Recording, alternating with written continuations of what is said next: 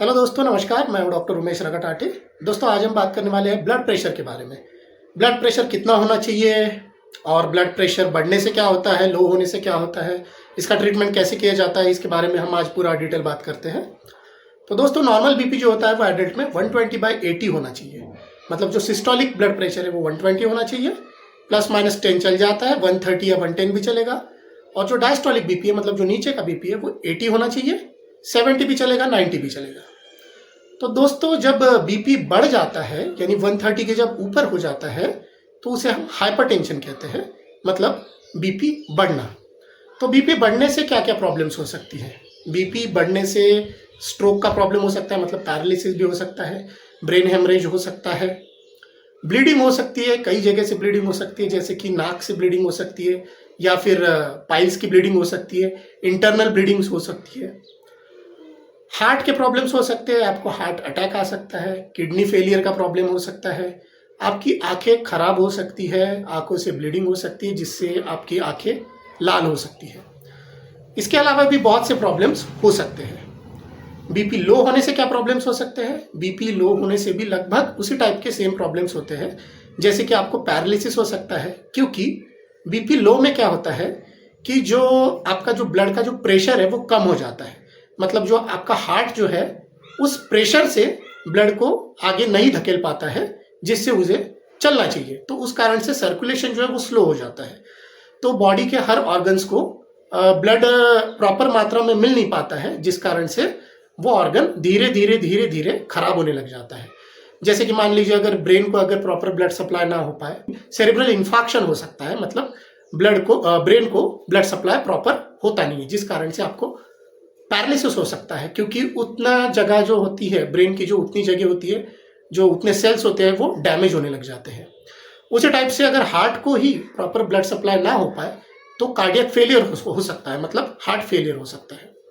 Kidney को अगर proper blood supply ना हो पाए तो किडनी फेलियर हो सकता है।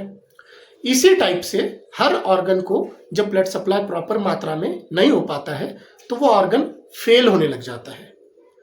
तो बीपी बढ़ने से क्या होता है और कम होने से क्या होता है, ये तो हमने जान लिया है। अब बीपी बढ़ता क्यों है? बीपी बढ़ने के कई प्रॉब्लम हो सकते हैं, जैसे कि थायराइड की प्रॉब्लम हो, डायबिटीज़ हो, एंजाइटी हो, टेंशन हो, डिप्रेशन हो, फैटी फूड्स का ज़्यादा सेवन करना, अल्कोहल का ज़्यादा सेवन करना, स्पाइसी ऑयली फूड्स का ज़्यादा सेवन करना, ये सब कारण ज़्यादातर रिस्पॉन्सिबल होते हैं। रेगुलर एक्सरसाइज बिल्कुल ना करना, ये भी एक बहुत ही इम्पॉर्टेंट कारण होता है जो कि बीपी बढ़ने के लिए रिस्पॉन्सिबल होता है। अब बीपी कम क्यों होता है? बीपी कम होने के भी कई कारण होते हैं, जैसे कि रेगुलर एक्सरसाइज ना करना, प्रॉपर डाइट ना लेना, कमजोरी है ना, कमजोरी भी एक कारण होता है इसका। तो ऐसे कई कारण हो सकते हैं। कार्डियक फेलियर एक कारण होता है जिस कारण से बीपी लो रहने लग जाता है। थायराइड के प्रॉब्लम के कारण भी बीपी लो होता है। ऐसे कई कारण और भी है, हो सकते हैं।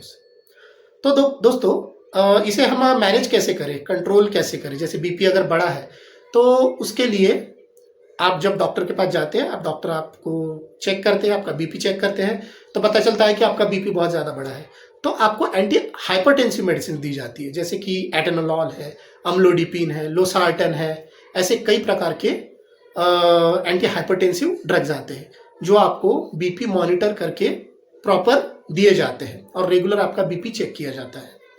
अगर बीपी लो है तो बीपी लो का कारण देखा जाता है, क्यों है। अगर मान लीजिए आपको कमजोरी है तो आपको ताकत के लिए मेडिसिन दी जाती है, या फिर आपको सलाइन भी लगाई जाती है, आईवी ड्रिप्स लगाई जाती है, जिससे कि आपका बीपी नॉर्मल आ जाए। अगर मान लीजिए एक्सीडेंट हो गया है या फिर बहुत ज़्यादा ब्लीडिंग हो गई हो, उस कारण से अगर बीपी लो हो गया है तो आपको ब्लड ट्रांसफ्यूजन किया जाता है, जो कि हॉस्पिटल में होता है। और अगर कोई टेंशन के कारण अगर आपका बीपी हाई या लो हो रहा हो तो टेंशन की दवाइयाँ दी जाती है, जिससे कि आपका बीपी स्टेबल रहे। अगर बहुत ही ज़्यादा लो हो गया है बीपी, जैसे कि एक्सीडेंट में हो जाता है, बहुत ज़्यादा ब्लीडिंग हो जाती है, तो आपको आईसीयू में रखा जाता है और आपको आईवी ड्रिप्स के साथ साथ डोपामिन के इंजेक्शन भी उस ड्रिप में डाल के लगाए जाते हैं, जिससे कि आपका बीपी धीरे धीरे धीरे धीरे ऊपर आने लग जाता है। तो दोस्तों, अगर आपको ये सीखना है कि बीपी एग्जैक्ट कैसे मेज़र किया जाए, कौन सा बीपी का जो एपरेटस है वो सही होता है, बीपी एग्जैक्ट कैसे मेज़र किया जाता है, उसकी टेक्निक क्या होती है, एज के हिसाब से बीपी नॉर्मल कितना रहना चाहिए। अगर आपको सीखना है तो मैं इसके लिए एक सेपरेट वीडियो आपके लिए बनाऊंगा, जिसमें मैं आपको सिखाऊंगा कि बीपी एग्जैक्ट कैसे मेज़र किया जाता है, एग्जैक्ट बीपी कैसे देखा जाता है, पूरा डिटेल में मैं आपको प्रैक्टिकली सिखाऊंगा। लेकिन उसके लिए आपको इस वीडियो पे कम से कम 300 लाइक्स लाने होंगे। अगर इस वीडियो पे 300 लाइक्स आते हैं तो मैं आपके लिए वो वीडियो ज़रूर लेके आऊँगा। आपको कमेंट में लिखना है ब्लड प्रेशर, बस इतना बस लिखना है और आपको लाइक करना है। 300 लाइक जैसे ही हो जाएंगे मैं आपके लिए वो वीडियो लेके आऊँगा, जिसमें आपके पूरे जो भी डाउट्स है वो क्लियर हो जाएंगे और मैं आपको डिटेल में सिखाऊंगा कि बीपी कैसे देखा जाता है। तो दोस्तों आज के लिए बस इतना ही रखते हैं। वीडियो कैसा लगा जरूर बताइए। अगर अच्छा लगा तो चैनल को सब्सक्राइब कीजिए, वीडियो को लाइक कीजिए। मिलते हैं नेक्स्ट वीडियो में। Thank you very much.